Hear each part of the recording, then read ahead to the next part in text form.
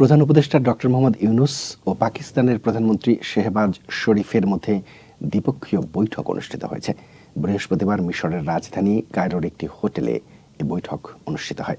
প্রধান উপদেষ্টার press wing এ তথ্য নিশ্চিত করেছে। এ সময় প্রধান উপদেষ্টা ইসলামাবাদের সঙ্গে ঢাকার সম্পর্ক এগিয়ে নিতে পাকিস্তানের প্রধানমন্ত্রী শাহবাজ শরীফকে 1971 সালের অমীমাংসিত সমস্যাগুলো মীমাংসা করার আহ্বান জানিয়েছেন। বৈঠকে দুদেশের সরকার প্রধান দুদেশের মধ্যে সম্পর্ক জোরদারে সম্মত হয়েছেন। এছাড়াও সার্ক পুনরুজ্জীবিত করা সহ বিভিন্ন বিষয় নিয়ে তাদের মধ্যে আলোচনা হয়।